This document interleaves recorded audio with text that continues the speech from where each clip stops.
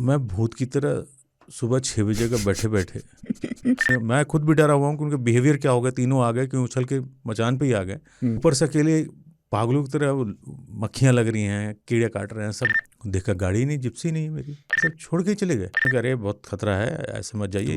कम से कम 35-40 किलोमीटर अंदर था। भालू वालू सभी होंगे। हाँ, रोड जो था 35-40 किलोमीटर आगे जाके था। वो पूरा जंगल, वो भी कोर एरिया। गुस्सा अपने सवाब पे मेरे, मैंने पल्सर स्टार्ट किया और भगा रहा हूँ। मेरे आंखों में सिर्फ सूरी साहब का चेहरा चल रहा है। गब्बर मैं आ रहा हूँ टाइप से। वो गुस्से में मैं बाइक चला रहा हूँ, अफलातून। वो सब नहीं दे पाऊंगा जो मैंने वहाँ दिया था। गुस्सा रहा होगा। हाँ, तभी ये फैसला लिया गया। उस जंगल में 50 टाइगर हैं, 60 टाइगर थे, लेपर्ड है, भालू है, कुछ भी हो सकता है। इवन आपकी बाइक का एक्सीडेंट भी हो गया मान लीजिए, क्योंकि जंगली रास्ता, पेड़ से टकरा गया। हो गई। 28 दिन सुबह से लेके शाम तक, सुबह से लेके शाम तक। अच्छा, 28 दिन मैं जंगल में रहा हूँ। और 28 दिन बाद ऐसी हालत हो गई थी कि बिलोल्ला में परफ्यूम मारा। अब पता मधुमक्खियाँ थी, तो उनको तो लगा कि फूल वो उसको फूल समझ ली और जिंदगी में बाहर ले आती हूँ। 2 जिप्सियां फुल स्पीड में भागती हुई, तो हमने चिल्लाने भागो। धरती पे सबसे गिरा हुआ कोई प्रजाति वो इंसान ही रहेगा। अच्छा। हाथी बड़ा शरीफ होता है, शांत होता है। एक लाल कान हाथी ने मेरी जिंदगी बना दी थी। वो वाला नहीं हूँ जो लिबर करता था बाहर। मैं इधर वाला हाथी हूँ, छोड़ूंगा नहीं। अमिताभ बच्चन को मोबाइल पे देखा आपने और सामने देखा, फर्क है ना। डॉक्यूमेंट्री दिखा रहे थे अपने, जिसका एक बहुत बढ़िया शॉट था, जो हाथी चेज करता है वो जीप को। तो हाथी, अब गुस्सा जो मेरी तरफ आना था वो ऐसे मुड़ा, तो मेरा कैमरा भी घुमा। तो मैंने कसम से बता रहा हूँ ये कि इनकी आत्मा को शांति दे देना भगवान। हेलो, आदाब, नमस्कार। शेर खान पॉडकास्ट में आपका स्वागत है। अभी शूट से पहले मैं और खानचा बात कर रहे थे, तो मैंने इनसे एक सवाल पूछा कि अगर मैं जंगल से जा रहा हूँ और सामने शेर आ जाए तो मैं क्या करूँ। तो उन्होंने कहा कि आप लेट जाइए। मैंने पूछा कि लेट गए, फिर बोले फिर लेटे रहिए, फिर जो करना है फिर शेर ही करेगा, फिर आपको कुछ करने की ज़रूरत है नहीं। तो खानचा के ऐसे ही चुटीले कमेंट्स और ऐसे ही जो इनके वाइल्ड लाइफ के जो एक्सपीरियंसेस हैं उनको लेकर शुरू कर रहे हैं शेर खान का ये ताज़ा एपिसोड। आसिफ खान, शेर खान उर्फ खानचा और जमशेद कमर सिद्दीकी के साथ जंगल जिंदाबाद। पहले तो सॉरी, हाँ, बहुत बहुत आपको बधाई कि आप जिंदा हैं। पिछले एपिसोड में लोगों ने मुझे गवाही देनी पड़ी आकर के, भाई साहब। पहला मैंने शुरुआत में बोला था कि जमशेद भाई जिंदा हैं, जैसे टाइगर जिंदा है वैसे आप जिंदा हैं। तो आप आ गए, लोगों को बड़ा इत्मीनान होगा मुझे लग रहा है। इसीलिए मैंने कहा कि किसी को ये नहीं लगा कि मैं जंगल गया था और शेर ने जो है काम तमाम कर दिया। ऐसा नहीं है। तो बहरहाल आज का जो हमारा एपिसोड है कुछ ख़ास है, क्योंकि आज हमारा टॉपिक कोई वाइल्ड लाइफ का टॉपिक नहीं है। आज हमारा टॉपिक वाइल्ड लाइफ में आपके तजुर्बे के बारे में है। और ये आप ही डिसाइड किए हैं इस बार। हाँ, जमशेद भाई का एक मानना है कि इस बार चूंकि एक कहानी ही लंबी होती है, छोटी छोटी कई कहानियों को जोड़ करके इस एपिसोड को, बहुत सारे किस्से जो रह जाते हैं हाँ, आप सही तो कह रहे हैं। इसलिए सोचा कि इस बार एक ऐसा पॉडकास्ट करते हैं जिसमें हम खानचा से पूछेंगे इनके जो वाइल्ड लाइफ के एक्सपीरियंसेस हैं। जब इन्होंने डॉक्यूमेंट्रीज बनाई हैं तो वहाँ पहुँचे हैं, तो वहाँ इन्होंने क्या देखा, कोई ऐसा किस्सा हो, कोई ऐसा वाक़या हो, कोई हादसा हो, उसकी कुछ यादें, तो आज इन सब पर हम बात करेंगे। तो खानचा, हम जब शुरुआत कर रहे हैं तो सबसे पहले जो सवाल मेरे मन में आ रहा है वो ये है, क्योंकि जैसे मैं आपको देखता हूँ दफ्तर में तो हमेशा हंसते खिलखिलाते मुस्कुराते रहने वाले शख्स, लेकिन गुस्सा भी इंसान की एक इमोशन है और वो आता है इंसान के अंदर। तो कभी ना कभी आपको गुस्सा ज़रूर आया होगा अपने वाइल्ड लाइफ के इस पूरे सफ़र में। कौन सा मौका था जब शूट करते करते जंगल में अचानक आपको बड़ा गुस्सा आ गया? नहीं, गुस्सा किसी को भी आ सकता है, मुझे भी आता है। ऐसा नहीं, मैं हमेशा खुश मिजाज रहता हूँ। जंगल में कई बार के गुस्से आए हैं, उनके अलग अलग वजह रही हैं। जैसे आपने पूछा तो मुझे एक किस्सा याद आ रहा है कि एक एपिसोड है जिसको मैं सोच रहा था इसी बार, नहीं तो अगली बार करेंगे उसी टॉपिक पे। स्कूल इन द जंगल, मैंने आपको बताया है कि 3 टाइगरों की परवरिश जो थी वो की जा रही थी जंगलात वालों की तरफ से, और वो किसी के पास वो स्टोरी नहीं थी सिवाय हमारे। तो किस्सा ये था कि वो बड़े शाय थे, तीनों जो बच्चे थे, क्योंकि उनको फेंस में रखा गया था। अच्छा। तो ये हुआ कि वो दिख ही नहीं रहे कैमरे में। मतलब जब जितनी भी कोशिश करो, क्योंकि वो ह्यूमन प्रेजेंस उन्होंने कभी देखा नहीं, बचपन में छुप जाते हैं। हाँ, वो भी एक कहानी है कि ऑर्फन कैसे हुए, मतलब वो अनाथ कैसे हुए, वो पूरा एपिसोड में सुनाऊंगा। तो मैं गुस्से वाले किस्से को सिर्फ आपको बता रहा हूँ। तो हुआ यूँ कि बोला गया कि भाई छोटा सा मचान बनाते हैं और उस पर बैठते हैं, क्योंकि एक छोटा सा वाटर होल हमने बना रखा था। अच्छा, तो पानी पीने आएगा, पानी पीने आएगा तो दिखेगा। करेक्ट। तो मैं और साथ में सूरी साहब भी हमारे बैठे हम एक दिन। तो अब चूंकि फेंस में आप जा रहे हो, खतरा तो है ही, टाइगर के बच्चे बड़े थे, बिल्कुल बिल्कुल, साल 1.5 साल के थे, आराम से आदमी को मार सकते थे, मतलब इतने कैपेबल थे, तो और 3 थे। हाँ। तो हमें छोड़ा गया हाथी से मचान पे, और हाथी छोड़ के वापस, और सुबह अर्ली मॉर्निंग मतलब 6 बजे। तो बड़ा पेशेंस का काम है फिर वहाँ बैठे रहना, और फिर शाम को 6 बजे हाथी लेने आएगा। सब खाना वाना रहता होगा? खाना क्या, सैंडविच वगैरह, पानी वानी रख ली। उसमें भी आपकी कोशिश है कि 2 आदमी बैठे तो बात ही ना करे, क्योंकि हाँ आवाज़ वो सुन सकता है। भी करेक्ट, नहीं उसकी तो अरे जमशेद भाई क्या कर रहे हो यार, बड़ा कीड़ा काट रहा है, प्यास लग रही, ये सब भी नहीं। 2 आदमी हम दोनों लोग पागलों की तरह बैठे हुए। बड़ा मुश्किल काम है भाई। 2 दिन हो गए नहीं दिखा। चूँकि हम ह्यूमन हैं तो हम सूर्य साहब बात भी कर लेते थे। तो वह नहीं, एक आदमी बैठेगा कोई, तो वह कि आसिफ बैठेंगे। चलिए, वाइल्ड लाइफ में मज़ा ही अलग है। तो हमें लोग गए, बैठाए सुबह, और उसी फेंस के ठीक बगल में ही एक फॉरेस्ट चौकी थी। अच्छा। तो ये था कि हम लोग यहीं इंतज़ार करेंगे, खान साहब, सूर्य साहब थे और टीम थी, कि हम लोग यहीं इंतज़ार करेंगे, फिर शाम में यहाँ से निकलेंगे। मैंने कहा ठीक है जी। बैठा दिए, चले गए। ये लोग बाहर आ गए।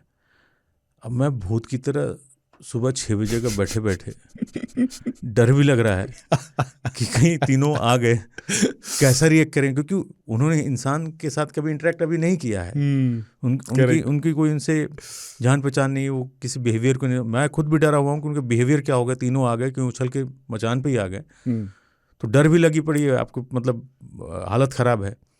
ऊपर से अकेले पागलों की तरह मक्खियाँ लग रही हैं, कीड़े काट रहे हैं, सब वर्स्ट कंडीशन में।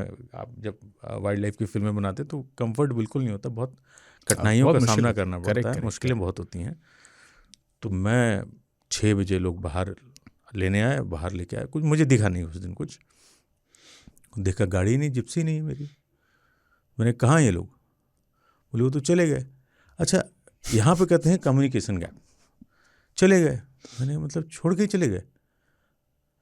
तो रेंजर साहब होते थे, उनकी बाइक थी पल्सर। मैंने कहा जरा दीजिए, क्योंकि हम फॉरेस्ट रेस्ट हाउस ताला में रुके थे। मैंने बाइक की चाबी दी। उन्होंने कहा अरे बहुत खतरा है, ऐसे मत जाइए। कम से कम 35-40 किलोमीटर अंदर था। भालू वालू सभी होंगे। हाँ, रोड जो था 35-40 किलोमीटर आगे जाके था, वो पूरा जंगल, वो भी कोर एरिया। लेकिन गुस्सा अपने सवाब पे मेरे, मैंने पल्सर स्टार्ट किया और भगा रहा हूँ। और सच में बताऊँ तो रास्ता भी, वो चूँकि टूरिस्ट जोन नहीं था वो, तो रास्ते एकदम अच्छे से नहीं बने हुए थे, लेकिन मैं भगा रहा हूँ। उससे मेरे आंखों में सिर्फ सूरी साहब का चेहरा चल रहा है कि ये आ जाए। सलीम भाई जो हमारे जिप्सी ओनर थे और ड्राइवर भी, कि बस ये मिल जाए एक बार। उसी गुस्से में, जैसे नहीं अमिताभ बच्चन, धर्मेंद्र, गब्बर मैं आ रहा हूँ टाइप से, वो गुस्से में मैं बाइक चला रहा हूँ अफलातून। मेन रोड पे पहुँचा, मगदी जोन जैसे ही क्रॉस किया, यानी टूवर्ड्स ताला, देखा जिप्सी से ये लोग जा रहे हैं। तो आवाज़ दे, खान साहब। मैंने भी ब्रेक लगाई, जिप्सी ब्रेक लगी।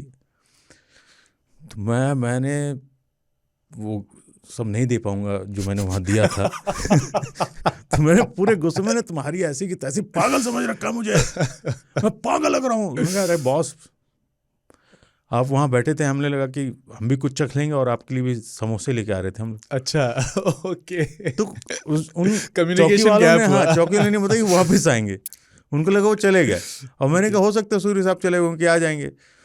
तो मैं वापस गेस्ट हाउस जा रहा हूँ। मैं गेस्ट हाउस पहुँचा, ये लोग भी आए, सबकी सिट्टी बिट्टी थोड़ी सी गुल थी कि गुस्से में है आज खान साहब। फिर अपना मुँह हाथ धो करके मैं अपना बैठा। तो फिर सूर्य साहब बोले अरे यार एक चीज़ बताओ खान साहब, तुम बाइक से रोड तक आए हो? खतरनाक बात है बहुत। तो मैंने सोचा, मैंने कहा मतलब बस बच गया था कह लें आप। वो इतना रिस्की था कि शाम में रेंजर वगैरह भी नहीं आते थे बाहर। जाहिर है बहुत गुस्सा रहा होगा। हाँ, तभी ये फैसला लिया गया कि उस जंगल में 50 टाइगर हैं, 60 टाइगर थे, लेपर्ड है, भालू है, कुछ भी हो सकता है। इवन आपकी बाइक का एक्सीडेंट भी हो गया मान लीजिए, क्योंकि जंगली रास्ता, पेड़ से टकरा गया, पंक्चर ही हो गया। तो देयर इज नो नेटवर्क भी नहीं है, कोई बचाने वाला भी नहीं है, वैसे ही मर जाते। पंचर भी हो जाता तो मैं क्या करता, मैं पेड़ पे चढ़ के पूरी रात गुजारता। फिर मचान पे बैठ जाते या कुछ होता। तो गुस्से वाला वो जो था मुझे कभी नहीं भूला। तो वाकई बहुत गुस्सा रहा होगा, तभी आपने ये मैं गुस्सा कदम उठाया। यूजुअली नहीं करता हूँ, लेकिन वो बनता था कि उस सुबह दिन तो बनता 6 भी बजे से है। एक आदमी भूत की तरह अकेले जो अपने आप से ही बात कर रहा था और डरे पड़ा था कि 3 टाइगर आएंगे तो क्या होगा। तो उस दिन गुस्सा और मुझे बहुत ज़्यादा था। जब वाइल्ड लाइफ में आप लोग जाते थे शूट करने, तो जिप्सी के पे चलते वक्त आप पे कभी किसी जंगली जानवर ने कभी कोई हमला किया हो, या आपको कोई ऐसा दुर्लभ जानवर दिखा हो जो आपको लगा हो कि हाँ ये इसको देख लिया तो बड़ी किस्मत अच्छी थी कि ये दिख गया, वरना आप लोगों को दिखता नहीं है? कोई परिंदा भी हो सकता है, पक्षी हो सकता कुछ है, भी हो कोई। सकता है। हाँ। पहली चीज़ तो जंगल में जिप्सी ही चलती हैं, कैंटर और जिप्सी। और जिप्सी की स्पीड आप बहुत तेज़ नहीं चला सकते। क्या स्पीड रहती है उसकी? 20-30, क्योंकि देखते हुए जंगल जाना, पता नहीं कौन सी चीज़ कहाँ हाँ, से कहीं पहुंचना नहीं है, ये वो दिल्ली से गुड़गांव नहीं जा रहे हैं, आपकी सफ़र ही तो आपकी मंजिल सफ़र है। है। हाँ, तो कई जगह आपको एहसास हुआ कि यहाँ पे चांसेस बन सकते हैं। कुछ साइन मिलता है, कॉल आ गया, या मान लीजिए कल आपने इस जगह पे देखा तो एक उम्मीद लगाते हैं। इसे हम कहते हैं टाइगर ट्रैकिंग। जो उसके जो पंजे भी होते हैं। हाँ, ये हम दूसरी तरीके की टेक्निक अपनाते थे। अच्छा। कि हालांकि जैसा कि मैं पिछले एपिसोड में हम कहते हैं कि हम बहुत जानते हैं जंगल को, जानवर को, उसके बिहेवियर को, पूरी तरीके से कोई नहीं किसी एक जानता। सिचुएशन में वो कैसे बर्ताव करेगा, ये कोई बर्ताव करेगा, या कल क्या किया था, आज क्या करेगा, हमें नहीं पता। फिर भी अपन लोग दिमाग लगाते, इंसान पैटर्न बनाते हैं कि कल उस जगह पे वो दिखा था, किल किया था। तो एक बोलेगा तो गाइड जो होता है वो बड़ा रोल अदा करते। संजय जैसे बांधवगढ़ में होते, संजय होते थे, तो संजय बोले ना ही जाए उधर। संजय की डायलॉग ऐसे, ना ही जाए उधर, वो फलानवे जगह दिखी। तो सलीम भाई भी अपने ड्राइवर जो होते थे, बड़े अच्छे इंसान, नहीं यार संजय वहाँ दिखाओगे ना, वहाँ दिख सकता है। तो फिर सूरी साहब भी, नहीं बॉस मेरा डाउट कुछ और कहता है। उनके इंस्टिंक्ट तो बड़े अच्छे होते थे, अतरंगी होते थे, जो लगभग ना के बराबर ही होते थे। तो फिर मैं भी अपना थोड़ा नहीं यहाँ, तो कई बार तुक्का काम कर जाता था और साइटिंग हो जाती थी। स्पेशली ये टाइगर के लिए करते थे। हाँ, तो और दूसरी चीज़ क्या होती थी कि स्पेशली इन कॉर्बेट आप पता हो 20 की स्पीड से जा रहे हैं और आराम से जंगल की, हाँ बड़ा सुंदर लग रहा है। क्योंकि हम निकले हैं कि हम जो गैरल एक गेस्ट हाउस है वहाँ से ढिकाला की तरफ बढ़ रहे हैं। अच्छा। तो ये मान के चले कि ढिकाला या खिनानौली की तरफ ही साइटिंग होगी टाइगर की या हाथी दिखेंगे।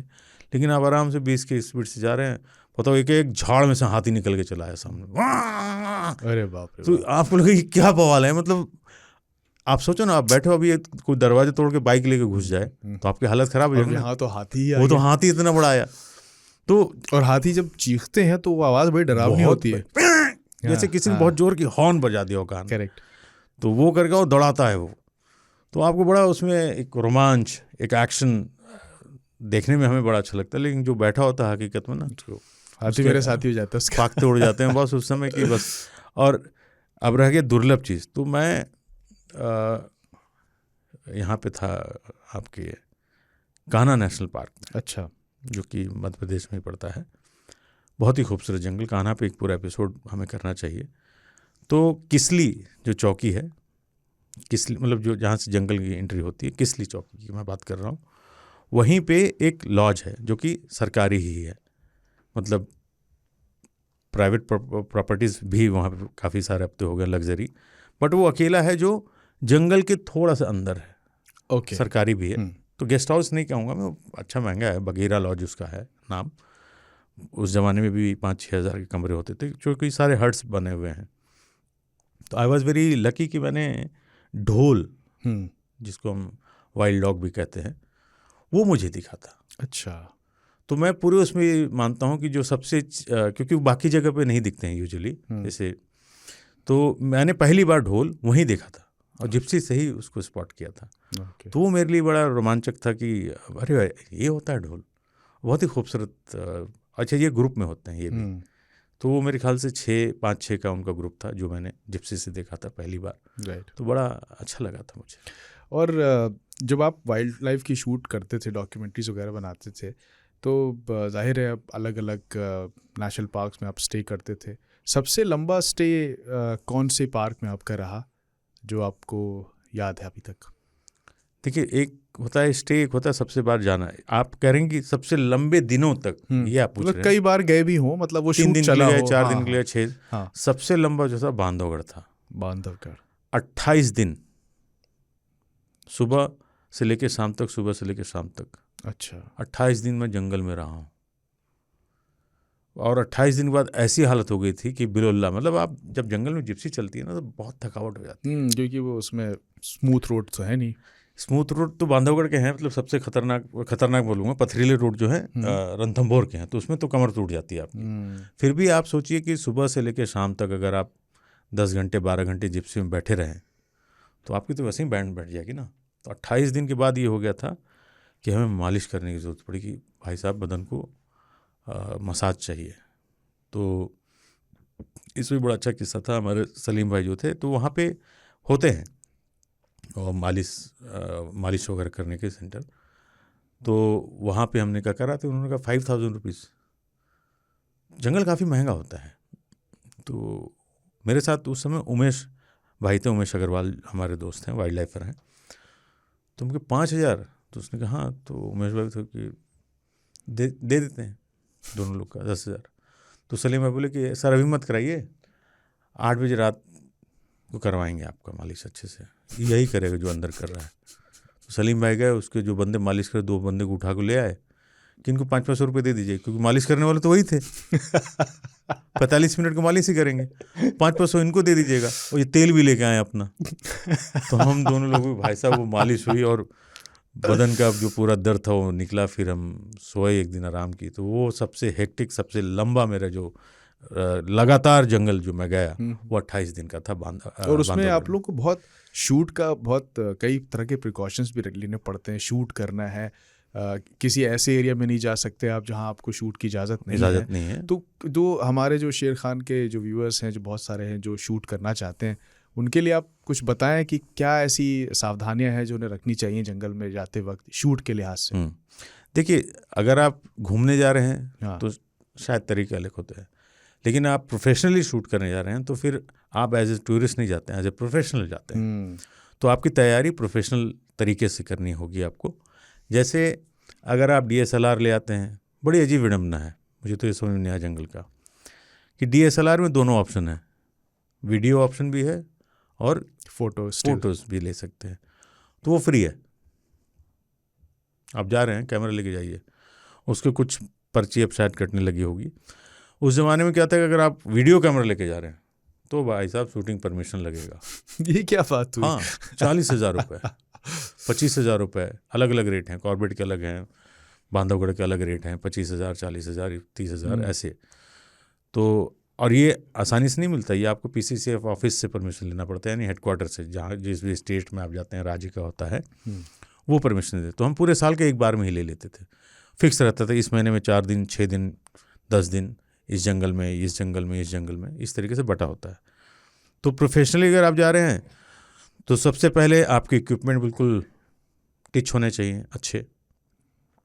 बैटरी चार्ज होनी चाहिए। जैसे हम शूट से जैसे ही लौट के आते थे, क्योंकि धूल बहुत होता है, तो कैमरे की लेंस साफ करना, इक्विपमेंट को पूरा क्लीन करना, सबसे पहला रूट। कुछ भी करने से पहले कि रिकॉर्डिंग चेक करना, कार्ड से सारा फुटेज डंप कर लेना, या पिक्चर को अपने लैपटॉप में या हार्ड ड्राइव में निकाल लेना, ये सारे नियम होते हैं जो आपको फॉलो करना है। दूसरा, कपड़े उस हिसाब से पहनिए।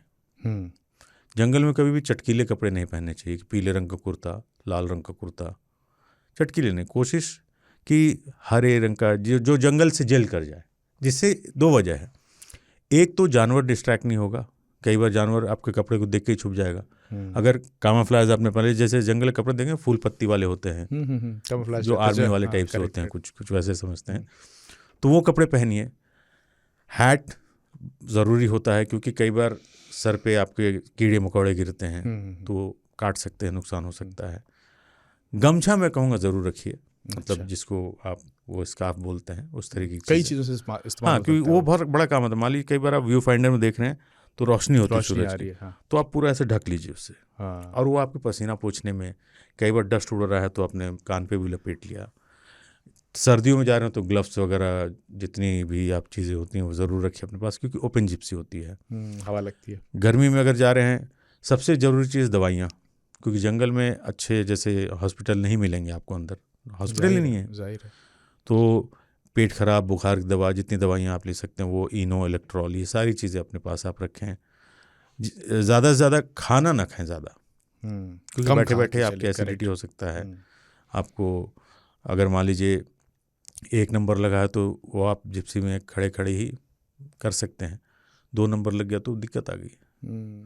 तो खाना कम खाइए, लिक्विड ज़्यादा पीजिए, और कोशिश कीजिए कि प्लास्टिक की बोतल ना जाए, उसकी जगह पर आप थर्मस ले जाएं। अब तो चेक भी करते हैं जंगल में एंट्री के टाइम पर, करते हैं, लेकिन फिर भी हाँ, तो थर्मस ले जाइए जिसमें पानी ज़्यादा देर ठंडा भी रहेगा, या सर्दी है तो गर्म भी रहेगा, और आप गंदगी भी नहीं फैलाएंगे।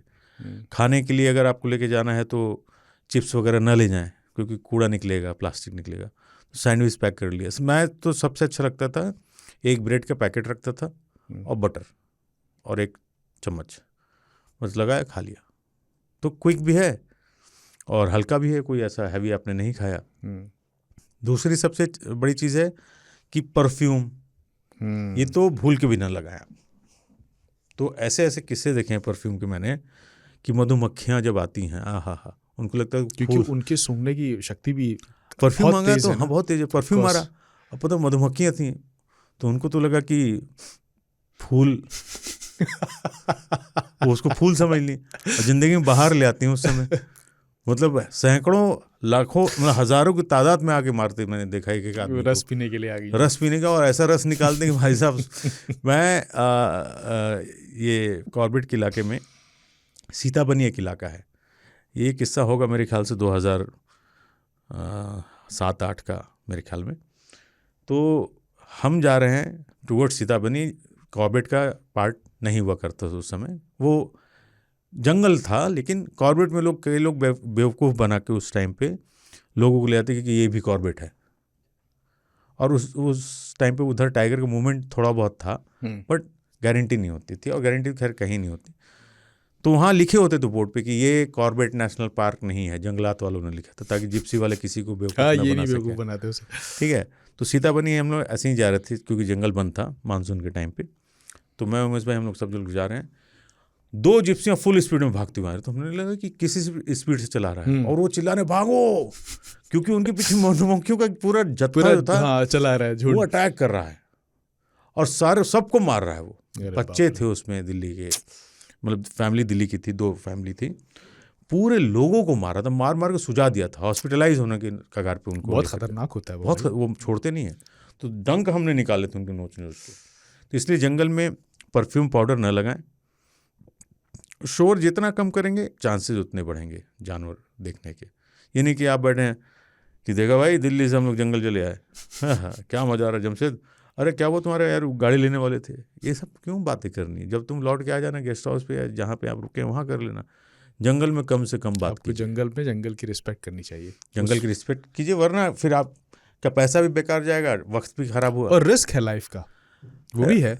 बात करने से रिस्क नहीं है, लेकिन परफ्यूम लगाते तो रिस्क ही तो है। हाँ, मतलब जो जानवर 2 किलोमीटर दूर से इंसान की गंध पहचानता है, वो परफ्यूम की गंध तो पहचान ही लेगा कि कुछ एलियन खुशबू है या कोई बाहर की चीज़ है। बाहर की चीज़ है, वो नहीं पसंद करते, नहीं पसंद करते। तो मधुमक्खी तो आपको खतरा बना रहता है, उसके अलावा बाकी जानवर भी स्मेल करके छुप जाएंगे। तो परफ्यूम दिल्ली में मारो ना, कुछ दिखेगा भी नहीं जो आपका फन है। परफ्यूम मारना, आप दिल्ली के पार्टी में जाते हो, क्लब में जाते हो, वहाँ मार के जाओ। जंगल में वो जंगल के तौर तरीके से रहो।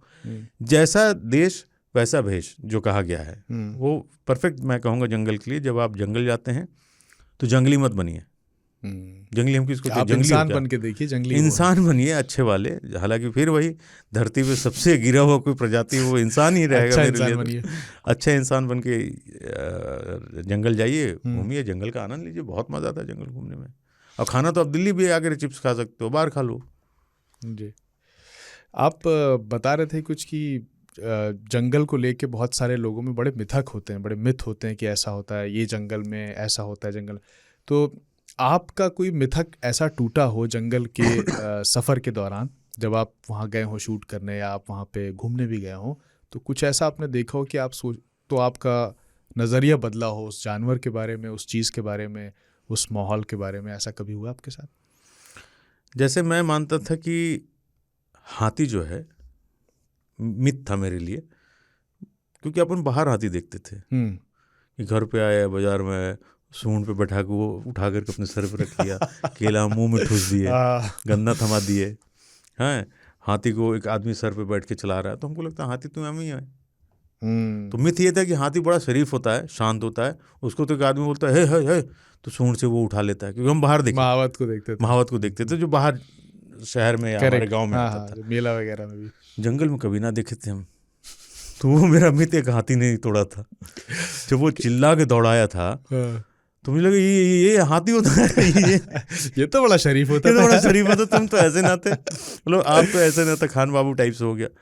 एक लाल कान हाथी ने मेरी जिंदगी बना दी थी कॉर्बेट में। तो मैं हदसा पड़ा था 2 दिन की, भाई सब दिखी या ना दिखे। तब मैं वाइल्ड लाइफर नहीं था। आपने लाल कान। अच्छा। उसके कान ऐसे लाल थे। लाल इसलिए हो जाते कई बार वो एज जैसे जैसे बढ़ती है, हाँ, तो वो ब्लैक उनका मेलेनिन कम होता जाता है, और रगड़ते भी रहते हैं, तो वो भी कई वजह है। तो लाल कान था वो, जिसको न तिसको चार्ज ही कर रहा था। तो हमारा जो स्टे था, नहीं मैं वाइल्ड लाइफ में आ गया था, ठीक, वो शायद 5 दिन का था कॉर्बेट का।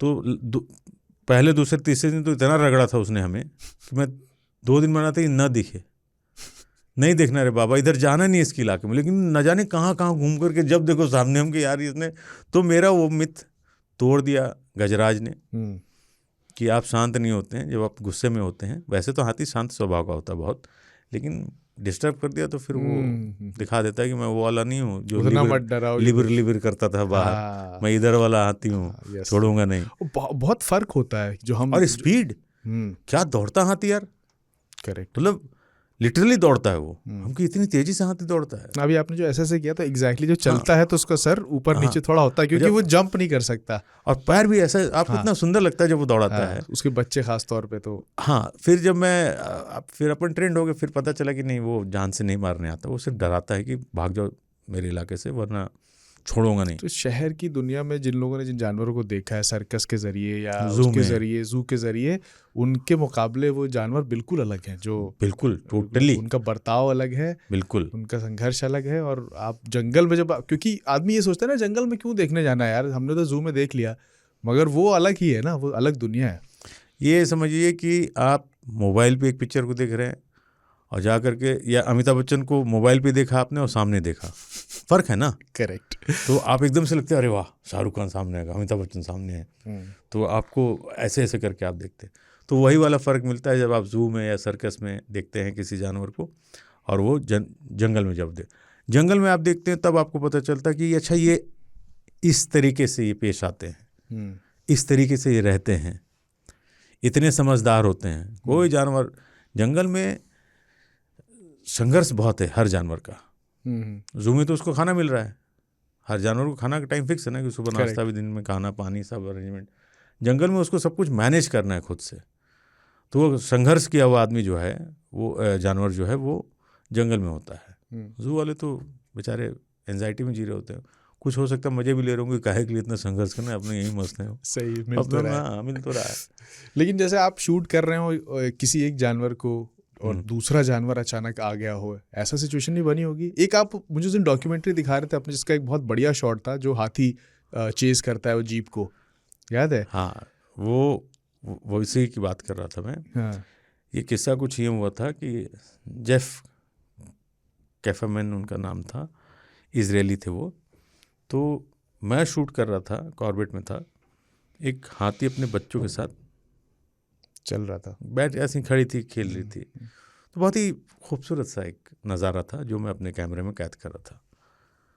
तो एकाएक मैंने देखा कि वो भागने लगी, क्योंकि जब बच्चा होता है तो हथनी बहुत उसको हिफाजत में रखती है और बहुत बच के रहती है और अग्रेसिव भी होती है। तो धीरे से खिसकने लगी फ्रेम से। तो हम ये कि क्यों ऐसा हुआ? तो यूजुअली आप व्यू फाइंडर में यूँ देख रहे होते हैं। मैंने ऐसे सर हटाया, इधर देखा, लाल कान हमारे तरफ दौड़ते हुए आ रहा था। हम कि यार ये हम कि गाड़ी आगे लो। तो इतने में हमारे आगे वाली जो गाड़ी थी सब भागो, लाल कान आ गया। वो गाड़ी अकेले वो बैठे थे, जेफ कैफरमैन जो मैं बात कर रहा हूँ, इजरायली थे। उनकी गाड़ी, कॉर्बेट के पत्थर गोल गोल होते हैं, देखा है आपने ना? उसके साइज टेढ़े मेढ़े नहीं होते, बड़े गोल गोल पत्थर होते हैं। उसने बड़ा ड्राइवर ने उसके पत्थर पे गाड़ी फंस गई, पीछे के चक्के घूम रहे हैं, वो ज़मीन पे है ही नहीं। तो वो और रेस किया, तो हाथी अब गुस्सा जो मेरी तरफ आना था वो ऐसे मुड़ा, तो मेरा कैमरा भी घुमा। तो मैंने कसम से बता रहा हूँ ये कि इनके आत्मा को शांति दे देना भगवान, क्योंकि अब तो ये ना बचने वाला। तो मैंने वो फुल स्पीड में जा रहा और जेफ कैमरन पीछे बैठे थे, ड्राइवर सीट के नीचे घुस चुका था कि फुटबॉल बनाया गया, और वो एकदम मुंह तक जाकर के, इनफैक्ट मैंने उस फुटेज को आपको दिखाया ही है, उसके टस तक वो अंदर तक थोड़ा सा घुसाया था, लेकिन उनको उस आदमी को हार्म नहीं किया, वो सिर्फ डराया। फिर साइड में जाकर के दूसरी तरफ से, और वो साहब जो थे बस इतना ही पीछे हटे थे, मैं दाद दूंगा कि वो आंख में आंख मिला कर अपनी मौत को देख रहे थे और उसकी आवाज़ से सिर्फ पीछे हटे थे, पर किया नहीं कुछ। फिर बाकी जिप्सी हम लोग थे, हमने भी थोड़ा सा आगे बढ़ाई जिप्सी की, हटाओ हमला भी कर सकता है ना, मतलब ऐसा हमें कयास था। फिर वो अलग होकर वो चला गया झाड़ में, फिर हमने उनको उतारा, उनका इंटरव्यू किया, तो उनको कम सुनाई देता था। अच्छा, ओके। लेकिन सुनाई देता था लेकिन कम। फिर उन्होंने बताया कि नहीं मेरे साथ तो अफ्रीका में था, टेंट में हाथी घुस गया था, तो he was very use to this kind of experience, हाँ सिचुएशन, की बोले नहीं मेरे तो एक बार टेंट में ही हाथी घुस गया था। लेकिन अगर वो आप और मैं भी होता, मैं कह रहा हूँ, तो मान लीजिए कि उस दिन पता नहीं क्या होता। हाँ, कुछ भी हो सकता है। मैं हदस, तो जब मैं देख के हदस रहा था, तो जिसके साथ हो रहा तो फिर उनको उतारा गया भाई साहब, तो वो अनएक्सपेक्टेड था। तो जंगल का आपका जो तजुर्बा है बहुत तवील, बहुत बड़ा है, और आपने अलग अलग मौसम में गए हैं, आप अलग अलग रंग देखे हैं, और अलग अलग लोगों से भी मिले जो जंगल में रहते हैं, और वो भी बड़ा इंपॉर्टेंट है, कैरेक्टर्स जो है। तो कुछ मज़ेदार कैरेक्टर्स के बारे में बताइए जो आपको याद हों जंगल के। देखिए, सबसे कैरेक्टर तो मैं नहीं कहूँगा, मतलब कैरेक्टर इंसान है, लेकिन हमारे किस्सों के कैरेक्टर, हाँ, किस्सों के कैरेक्टर हम उनको कहेंगे, बड़े कमाल के होते हैं। जैसे बांधवगढ़ की बात करो तो सलीम भाई बहुत ही मजाकिया, हाँ, जिनका जिक्र आप अक्सर करते हैं, तो उन्हीं के ही मतलब सलीम भाई की कई जिप्सियाँ चलती हैं, और उनके भाई थे सलीम भाई के नाम, छोटे वाले के नाम मैं भूल रहा हूँ, वह से नाम था वसीम भाई, और एक होता था छुट्टन, उनके जिप्सी चलाते थे, और एक था मुस्सी। अच्छा, मुस्सी इतने बड़े थे और हमेशा मुंह में पान मसाला होता था। मुस्सी जब भी मुस्सी के साथ हम लोग तो नहीं बैठते थे, क्योंकि मुस्सी कहीं रुकता ही नहीं था। अच्छा, मुस्सी जंगल में गाड़ी चला तो चला रहा है एक धार में, उसको कुछ भी दिख जाए, हाँ, मतलब शेर भी दिख रहा हो, मुस्सी तो बात ही मैं उसकी आवाज़ को तरस जाते थे लोग। जो छुट्टन था, वो भी छुट्टन भी बहुत कमाल के ड्राइवर, एक्सपीरियंस उनका अच्छा। वो जिप्सी जो होती है ना, पेट्रोल की होती है, एक तो मैं बता दूं, मतलब सबको पता ही है, पत्ती होती है उसके नीचे शॉकर की जगह पे, तो टूट जाने पे खटर खटर करती है। तो हमें याद है कि हम 10 ट्रिप किए होंगे तो 4 बार पत्ती जरूर तोड़ देते थे छुट्टन। मतलब किसी गड्ढे में कूद गई है, हाँ, टूट जाता है वो, पट से का वो टूट गई का पत्ती। अब तो पत्ती टूट गई तो स्पीड में, मतलब गाड़ी की स्पीड 5-10 की स्पीड में चलानी पड़ेगी, खटर खटर भी लग रहा है।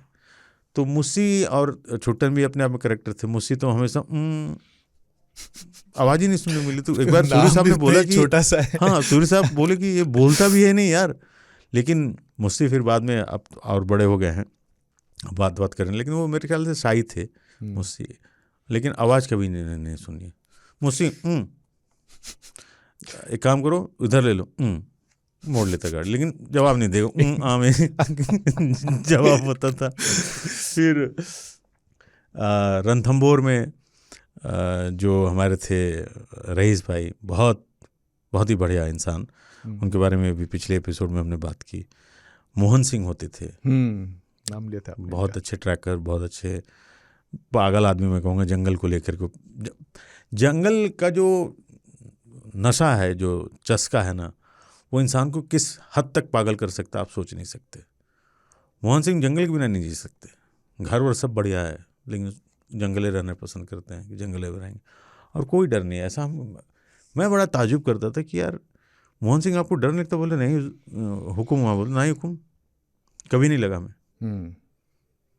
तो एक्सपीरियंस था उनके पास कि टाइगर आएगा तो कैसे बचेंगे, और डरने क्या है, डरने का बिल्कुल भी नहीं था उनको डर। टाइगर ना जंगल में स्क्रैच मार्क करता है, एक होता है सेंट मार्किंग, एक होता है अपने नाखून में जैसे गंदगी साफ करने के लिए, या कई लोग कहते हैं धार लगाने के लिए पेड़ में ऐसे पंजा गड़ा करके नीचे तक खींच देता है। और लिटरली आप देखेंगे तो आप हदस जाएंगे कि कितना ताकत रहा होगा इसके पंजे में, नाखून में, एकदम शार्प पूरा गड्ढा। उसकी निशानी भी है कि यहाँ पे कोई है। हाँ, ये अपना मार्क करके वो अपना चल देता था। तो पहली बार मैंने देखा, मैंने कहा भाई साहब अगर ये इसमें पेड़ में ऐसा गाड़ा, मान लीजिए मेरे सीने में गाड़ दे तो पूरा ऐसे फाड़ के निकाल दे, वो आप मक्खन की तरह, जैसे मक्खन में गर्म चाकू घुसाया जाए, तो अगर इंसान के जिस्म में टाइगर पंजा घुसाए मारेगा तो उसके नाखून ठीक वैसे ही जाएंगे जैसे कि मक्खन में गर्म छुरी आप डाल दें। इतनी ताकत है उसमें, इतनी ताकत होती। बिल्कुल। तो बहुत मज़ेदार कैरेक्टर थे। पर एक नशा है जंगल में घूमने का, जैसे आपने बताया, और यही नशा फोटोग्राफी का भी होता है। बहुत लोग 2-2 दिन 3-3 दिन एक परफेक्ट शॉट के लिए वेट करते हैं। तो ऐसे कि जुनूनी फोटोग्राफर्स जो जिनको आप जानते हो जंगल में, जिनसे आपका मुलाकात हुई हो कभी? बहुत सारे हैं, जैसे असलम भाई वगैरह हैं जो सब फ़ोटो के लिए पागल होते हैं। लेकिन सबसे बड़ा पागलपन तब मैंने देखने को मिलता है जिनके पास कैमराज होते हैं, तो उनकी कोशिश रहती है कि उनके कैमरे में टाइगर ही आ जाए। ऐसा ज़रूरी नहीं है, नहीं होना चाहिए, लेकिन फिर भी।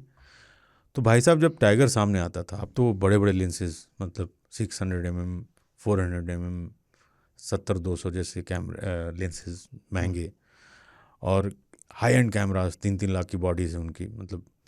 तो एक बार में आप देखें 10 लाख का एक कैमरा एक आदमी लेके बैठा है। वाह।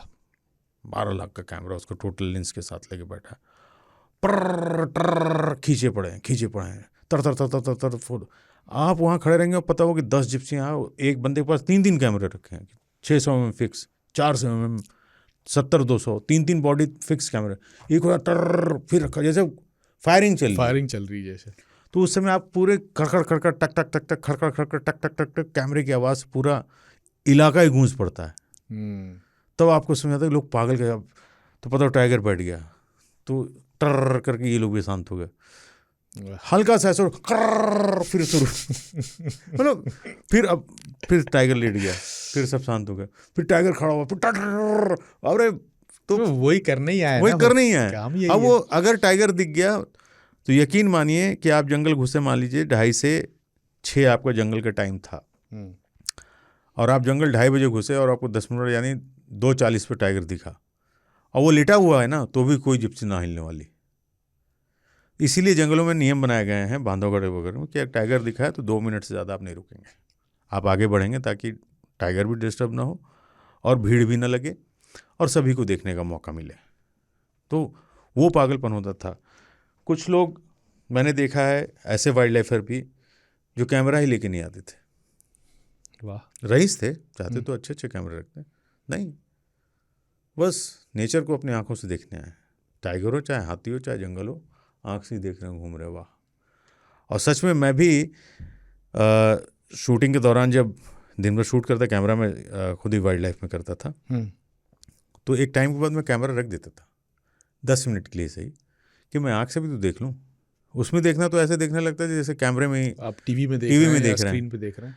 तो मैं 10 मिनट के लिए छोड़ देता कि मैं भी इंजॉय करूँगा, तो वो मैं करता था। आँख से देखने का सुख अलग है, अलग है। अच्छा, कई बार तो ये होता था कि आप टाइगर मान लीजिए ऐसे शूट कर रहे हैं, तो कैमरे में आपने जूम कर रखा है या जूम आउट कर रखा है, टाइगर आ रहा है, तो आपको कोई फ़र्क नहीं पड़ता, एक घटा ये यहाँ तक आ गया है भाई ठीक है, तो आँख से देखने का मज़ा ही अलग रहता था तो वो अलग एक्सपीरियंस होता था।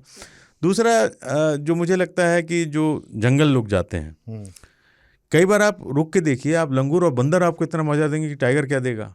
उनकी हरकतें, मतलब लंगूर जब चिल्लाते हैं एक साथ हु, तो एक नहीं पूरे उनका झुंड होगा, परिवार 50-60 का झुंड, इतनी हुपिंग इतनी अच्छी लगती है, आपको लगता है क्या हो रहा है यार, सिंक में होता है ना वो, सिंक पूरा जंगल गूंज रहा है, मजा ही मजा।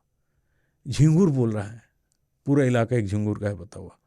वो जंगल साउंड जो होता है ना, पागल कर देता है। अरे अब तो एप्स पे बता देते हैं साउंड। अब तो लोग कहते हैं कि आपको सोना है तो जंगल साउंड सुनिए, रिलैक्सिंग म्यूजिक में डाल देते हैं। तो जब आप उस जगह पे जा रहे हैं तो कई लोग मैं देखा है जंगल में वॉकमैन लगा के, अरे कसम खुदा के बता, गाने चल रहे हैं अंदर, न जाने कौन सा गाना चल रहा होगा अंदर, कोई रैप सॉन्ग सुन रहा होगा, सावन में लग गई आग। अबे जंगल में देखो, जीवन में आग लगाओ अपने, काहे के लिए कान में लगा रहा हो, वॉक में लगा करके।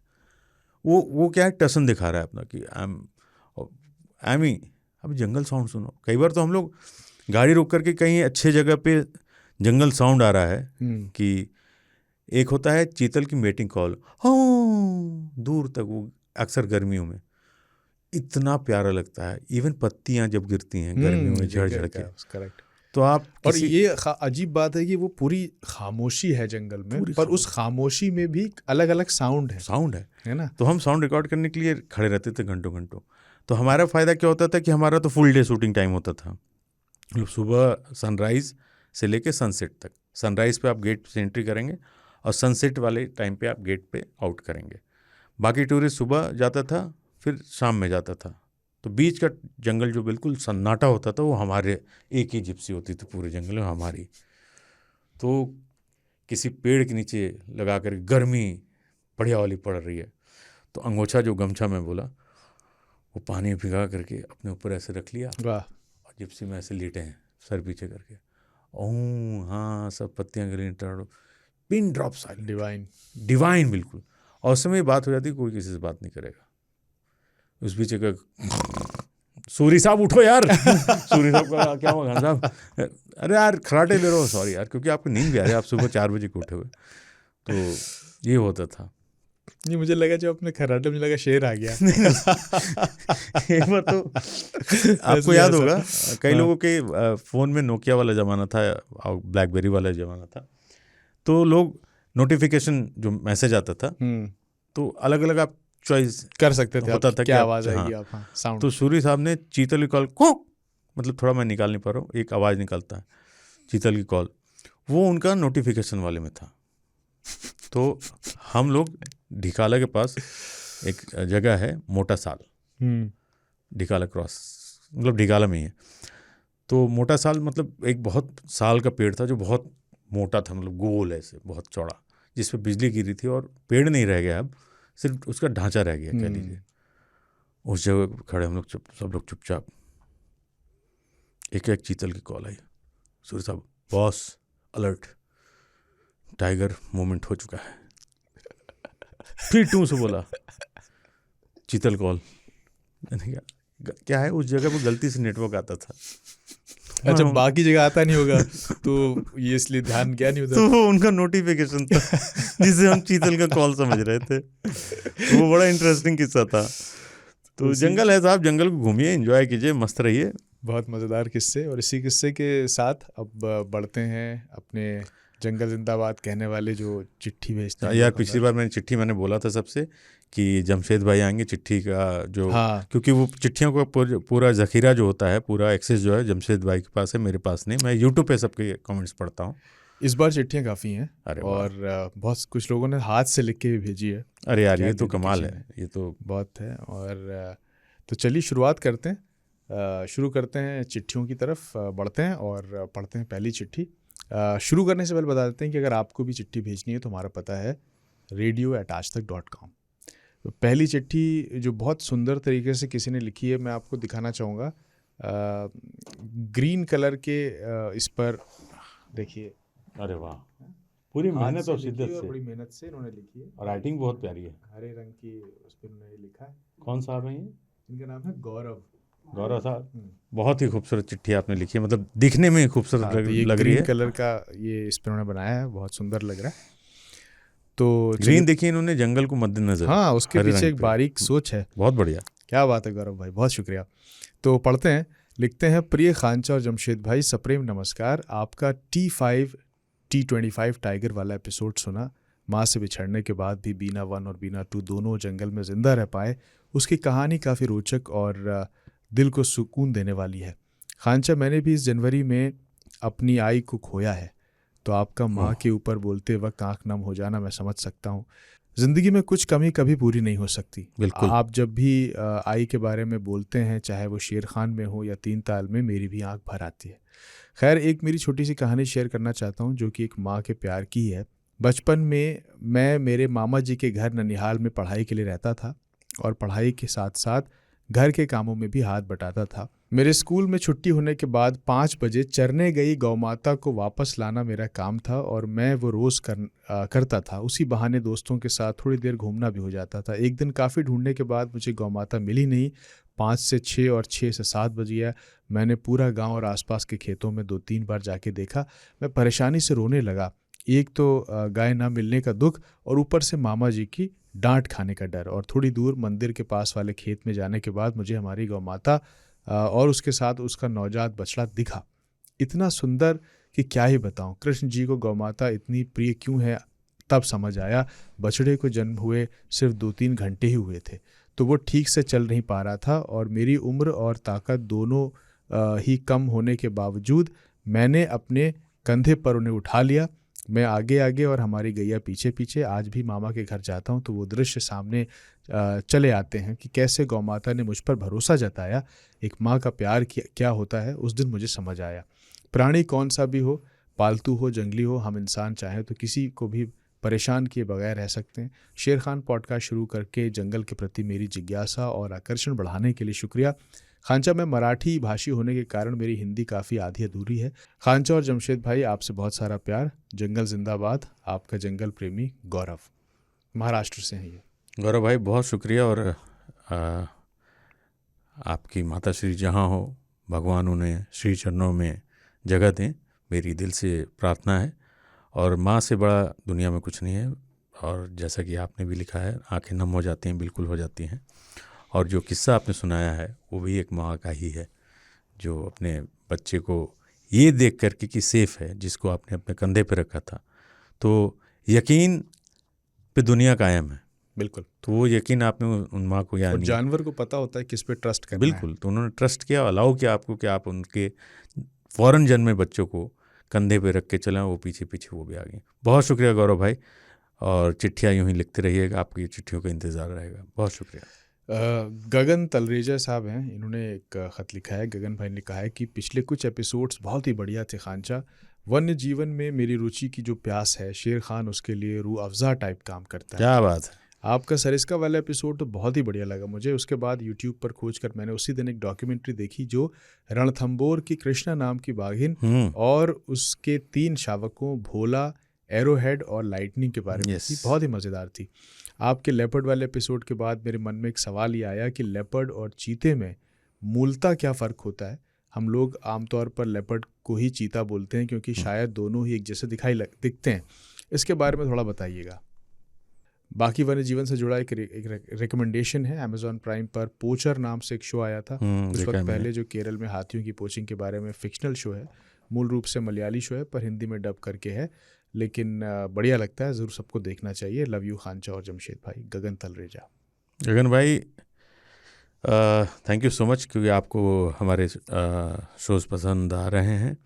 इसमें टाइगर, लेपर्ड और चीता की जो आपने बात कही, काफ़ी फ़र्क है।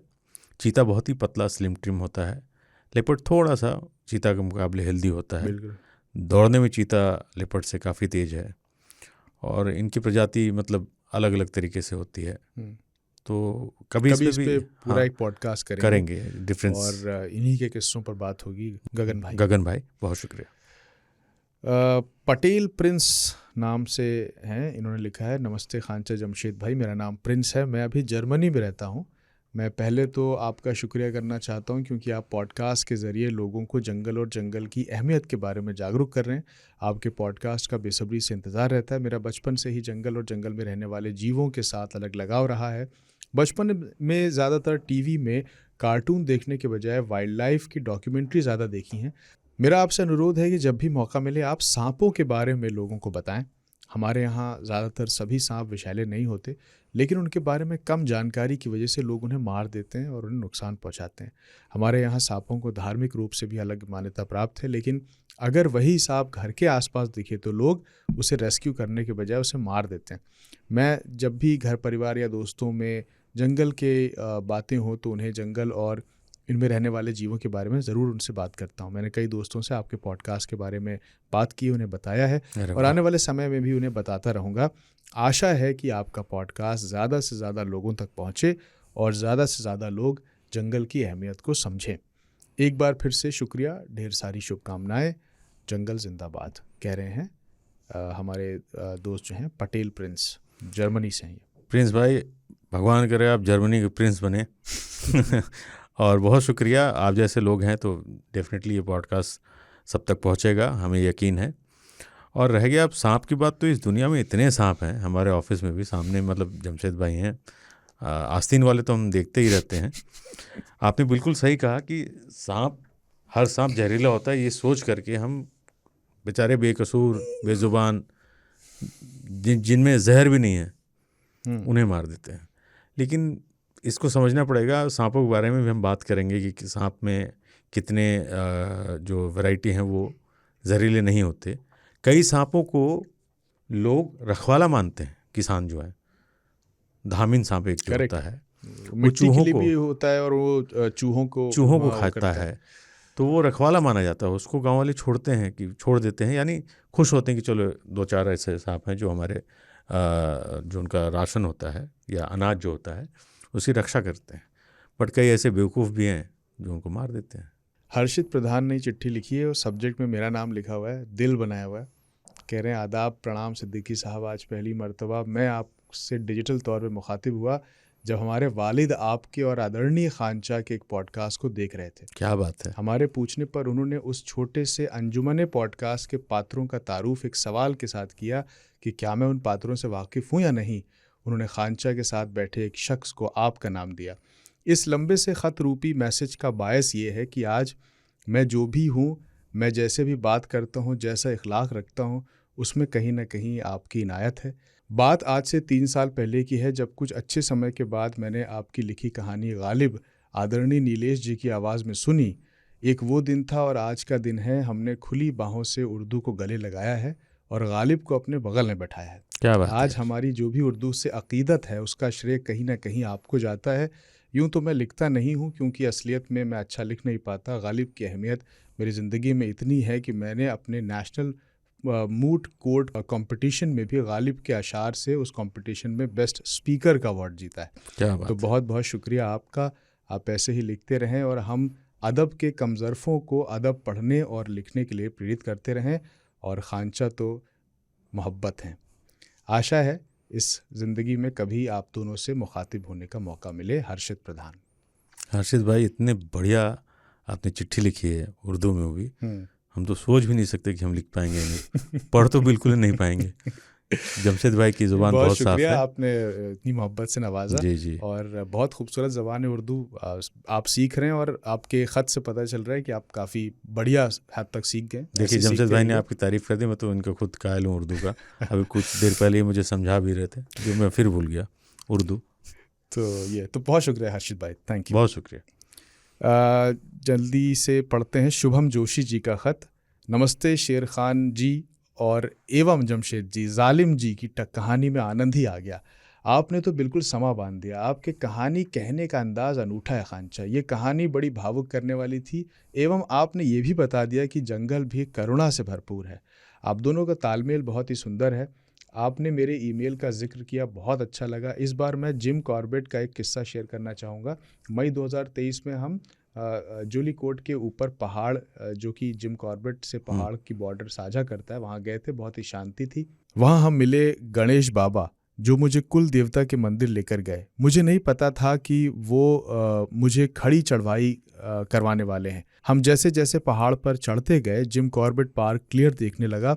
गणेश बाबा ने मुझे एक चट्टान दिखाई जहाँ पर तेंदुआ रहता था। वहाँ बहुत शांति थी। मंदिर पहुँचकर हमने ध्यान किया एवं वापस आते समय काफल खाए। वहाँ सनराइज़ मनमोहक होता है। मुझे जंगल बहुत प्यारे हैं एवं विशेष रूप से पक्षियों को सुनना, जिसके जिक्र भी आप कर रहे थे, जो आवाज़ें।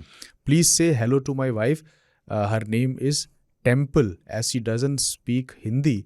Please it would be great to say in English. You can say happy hi Temple. Hi Temple, how are you, keep listening Sher Khan. और आपको और जमशेद जी को बहुत दुआएं। शुभ जोशी। जोशी साहब, आप तो उत्तराखंड के हैं, जोशी लगा हुआ है। और जोश अपना बिल्कुल कम नहीं करने का है। जोश में ही आप वो पहाड़ चढ़े और आपने उस मंदिर तक गए। बिल्कुल सही कह रहे हैं, वहाँ से कॉर्बेट का पूरा रेंज दिखता है।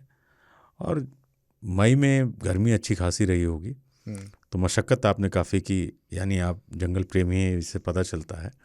और यूं ही जंगल पे अपना जो एक्सपीरियंस है आप हमारे साथ शेयर करते रहिए। हम तो करते ही रहते हैं, लेकिन आप जैसे सुनने देखने वाले लोग जब अपने किस्से हमें सुनाते हैं तो यकीन मानिए जितने चाव से आप सुनते हैं ना, उतने चाव से जमशेद भाई पढ़ते हैं और मैं उतनी चाव से सुनता भी हूँ। बहुत शुक्रिया sir. Hello temple. Hello temple, how are you? मैंने बोल दिया, देखिए जोशी साहब। सुनील कुमार जी फिर से हमारे वही जर्सी के इंतज़ार में हम लोग हैं यार अगली बार देखो, अब जर्सी उतार के हम शर्ट पहनने लगे हैं। देख लीजिए, काली वाली उतार दी, शर्ट पहने। कब आएगी? नवंबर में बोला आपने। जंगल जिंदाबाद। प्रिय जमशेद जी और आसिफ जी, पिछला एपिसोड जो माँ का दर्द, बीना बहनों की बहादुरी और डॉलर फुट जालिम की नेक कहानी पर था, बहुत ही रोमांचक और मार्मिक रहा। सच में दिल को टच किया आपका वर्णन सुनकर और काफ़ी इमोशनल फील किया। मज़े की बात यह है कि जिस तरीके से आप दोनों ने सवाल जवाब और कमांड से कहानी बताई और आगे बढ़ाई, वो वाकई काबिल तारीफ़ है। कहानी का नैरेटिव व फ्लो बना रहा और सुनने में रुचि भी बनी रही। एक बार सुनने के बाद मैंने ये एपिसोड दोबारा टीवी पर अपने ग्रैंड चिल्ड्रन के साथ सुना। क्या बात। उनकी उम्र 8 और 6 साल है और वो क्लास 2 और केजी के विद्यार्थी हैं। पूरा अटेंशन और इन्वॉल्वमेंट से उन दोनों ने रणथंभौर का किस्सा सुना और एंजॉय किया।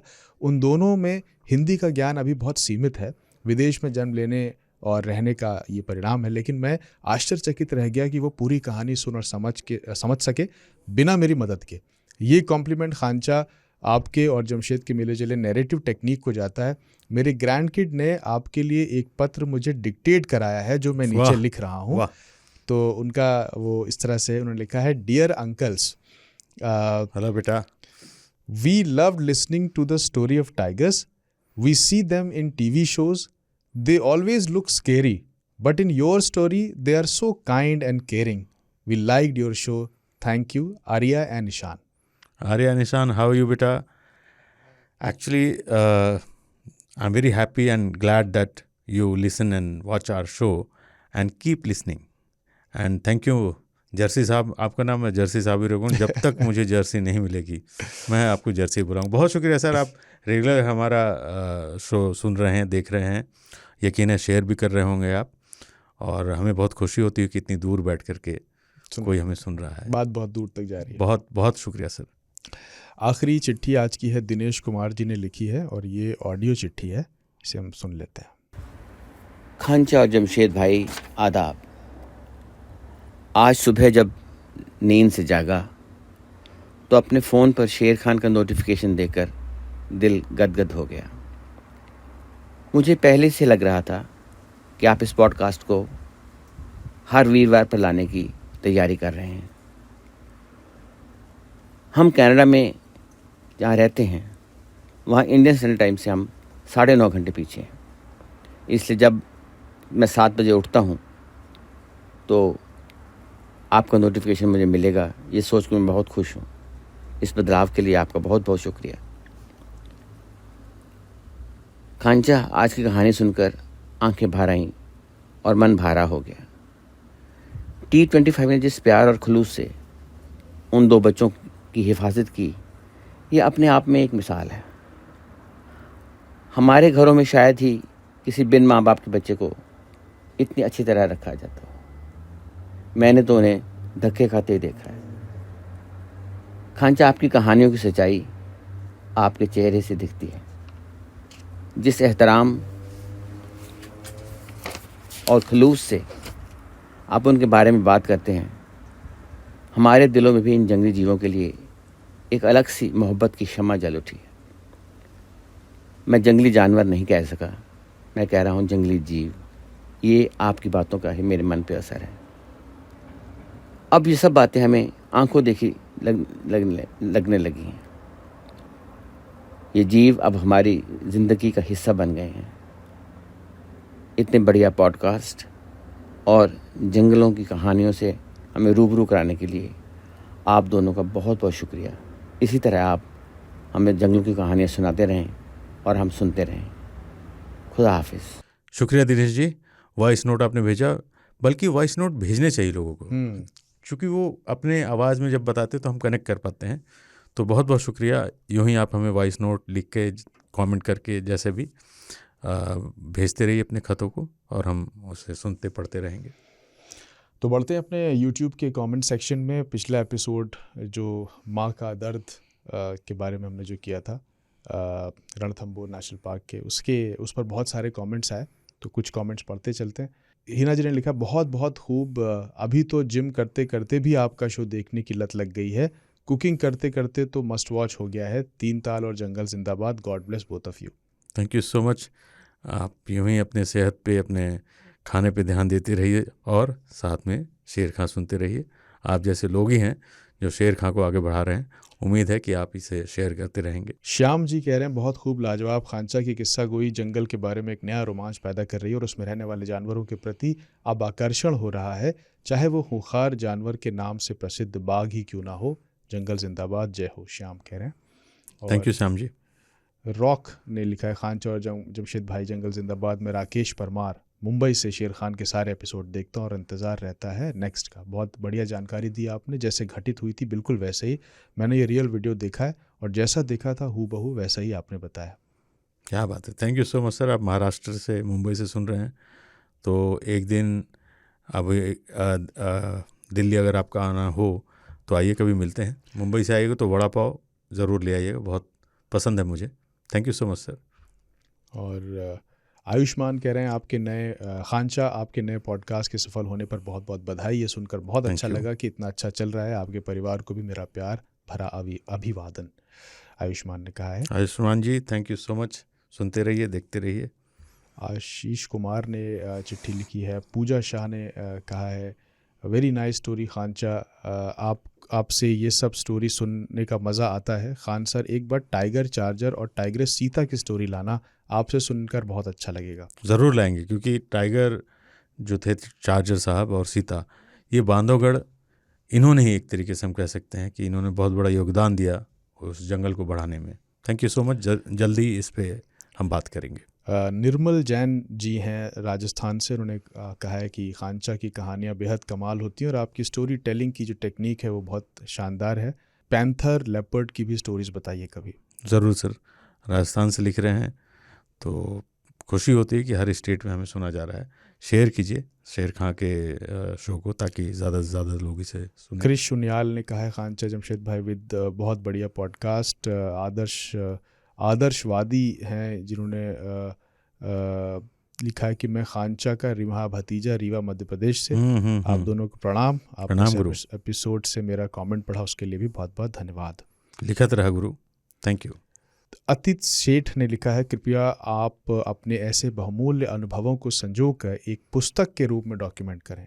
किताब लिखनी पड़ेगी अब आपको बहुत जल्द। आइडिया बुरा नहीं है, अब तो वैसे भी AI का ज़माना है, ये सारा कन्वर्ट कर देगा टेक्स्ट में, टेक्स्ट से बुक बन जाएगी। बहुत बहुत शुक्रिया सर आइडिया के लिए, सुनते रहिए। विराज भिमानी ने लिखा है, हेलो खांचा जमशेद भाई जंगल जिंदाबाद, please share something on man eater tigress, mysterious queen who screwed entire nearby regions of Corbett, and I believe this was happened in 2014. Forrester who was watching this case was Mr. Bhaumik Brahma. तो इस पर बात करेंगे, ज़रूर करेंगे। और बहुत सारे लोगों के कमेंट्स हैं। कमेंट्स देखिए, हम सबके पढ़ते हैं। हाँ, और कोशिश रहती है हम जवाब भी दें, तो कमेंट्स करते रहिए। ख़त जो लिखा है हाथ से, कमाल का भाई, मैं तारीफ़ करूँगा। एफर्ट लगाया है अगले ने, मेहनत की है, प्यार दिखाया उन्होंने। तो वॉइस नोट भेजें तो ज़्यादा मज़ेदार रहेगा, अच्छा रहेगा। क्यों जमशेद? बिल्कुल बिल्कुल, वॉइस नोट भेजिए, वो हम कनेक्ट कर पाएंगे, सब सुनते हैं तो एक अपना। और यूट्यूब पे तो ज़रूर लिखिए। हाँ, और यूट्यूब पे जब आप लिखते हैं तो वो सर्च में आता है, मतलब उसकी रीच वगैरह सारा सब कुछ बदलता है। ये शो आगे बढ़े तभी ये कंटिन्यू रह पाएगा ना, वरना तो एक दिन कंपनी बोलेगी नंबर नहीं आ रहा, बंद कर दो। बिल्कुल सही, तो हमारे लिए वो दिक्कत हो जाएगी। तो ये जिम्मेदारी आप लोगों के हाथ में है कि इस शो को चलाना है। बिल्कुल, शेयर करना है ज़्यादा से ज़्यादा। नंबर अच्छे आएंगे तो ही कोई भी चीज़ चलती है। हमारे हाथ में कुछ नहीं है, हम तो कंपनी में काम करते हैं। और साथ में जमशेद भाई का जो स्टोरी बॉक्स है, वो कभी बेचारे अपने मुंह से बोलते नहीं हैं, लेकिन मुझसे ज़रूर कह देते हैं, आप भी बोल दीजिएगा। फिर मैं बोल रहा हूँ स्टोरी बॉक्स कर रहा हूँ, लेकिन स्टोरी बॉक्स कमाल का होता है। कहानियाँ सुनने के शौकीन है, जंगल के अलावा इंसानी रिश्तों की कहानियाँ भी आपको पसंद है, तो आप स्टोरी बॉक्स ज़रूर सुने। आपको स्पॉटिफाई पे मिल जाएगा, बाकी सारी जगह पे। ऑडियो शो है, यूट्यूब पर अवेलेबल नहीं है, पर आपको सारे ऑलरेडी प्लेटफॉर्म से मिलेगा। तो लास्ट के कुछ कमेंट्स के नाम लेते हैं और इसके बाद इसको पॉडकास्ट को यहीं विराम देते हैं, जिसमें है अमर सोनी है, युवराज हैं, प्रदीप सिंह हैं, जय श्री राम रवि हैं, इन्होंने जी। लिखा है फुली बकवास। कोई बात नहीं, हाँ, ज़रूरी नहीं कि हम कुछ बताएं या सुनाएं वो सबको अच्छा लगे। बकवास लगा उसके लिए भी आपका बहुत बहुत शुक्रिया सर। आप कमेंट करते रहिएगा। और कमेंट अपने नाम से बिल्कुल कीजिए। बिल्कुल बिल्कुल। जय श्री राम। दुर्गेश प्रभु जी ने लिखा है जंगल जिंदाबाद, लॉस एंजलिस से हैं। किसी अच्छे हिस्टोरियन ने कहा है जो देश अपनी हिस्ट्री भूलता है उस देश की ज्योग्राफी बिगड़ जाती है। क्या बात क्या है सर। खूबसूरत बात बहुत कही है। बहुत बिल्कुल सही बात। बहुत बढ़िया। इसके अलावा हिस्ट्री दर्शन ने कहा है खांचा किसी दिन कॉर्बेट में बीड़ी पियेंगे साथ में। अरे यार उसके बाहर पी लेंगे, अंदर दिक्कत है, अंदर अलाउड नहीं है। लेकिन कैंपस वगैरह में आप हैं जहाँ पे स्मोकिंग जोन होते हैं वहाँ पे आप बीड़ी पी सकते हैं। मिलेंगे तो ज़रूर यार, क्या हो गया, जान दे देंगे आपके प्यार में। तो फिलहाल यही चिट्ठियां हैं और कमेंट्स आप लोग करते रहिए। और इसमें मैंने देखते देखा है रहिए कुछ लोग ना कमेंट्स में जैसे किसी ने लिखा कि बकवास है, किसी ने कुछ लिख दिया कि क्या है ये, अपन को उस पर ध्यान नहीं देने का है। एपिसोड। जब आप किसी मंच पे होते हैं कुछ बोलते हैं तो दोनों तरीके के कमेंट्स आएंगे, मतलब पॉजिटिव नेगेटिव। तो झगड़ा वगड़ा नहीं करना है हमें, जो लिख रहा है उसको लिखने दीजिए, उनका भी स्वागत है, मैं उनको भी थैंक यू ही बोलूँगा। उन्हें एफर्ट तो लिया बकवास लिखने में भी, तो कोई दिक्कत नहीं है, अपन को चलेगा। ठीक है, तो यही था आज का स्पेशल एपिसोड, क्योंकि आज हमने जंगल के किसी टॉपिक पे बात ना करके खांचा के तजुर्बों पे बात की। और अभी ऐसे हम एपिसोड स्पेशल और भी करते रहेंगे, क्योंकि इनका जो तजुर्बा है जंगल का बहुत तवील, बहुत बड़ा है और बहुत सारे किस्से, और वो किस्से इनको तभी याद आते हैं जब हम पूछते हैं। हम श्योर बहुत सारी अभी आपने याद किया तो आपको बातें याद आई होंगी। बिल्कुल। तो ये नहीं, अच्छा आज हमने एक नया एक्सपेरिमेंट हम करना चाह रहे थे, जमशेद भाई का ये आइडिया था कि एक कहानी हम पूरे एपिसोड में, अच्छी बात है इसमें आपको देखिए कितनी कहानी मिली, वैरायटी ऑफ स्टोरीज, अलग अलग है ना। तो ये एक बार के लिए था, बीच में फिर ट्राई करेंगे, नया नया भी कुछ प्रयोग करते रहेंगे ताकि लोग बोर ना हो। ठीक है, तो अगले हफ्ते फिर मुलाकात होगी। तब तक के लिए जंगल जिंदाबाद।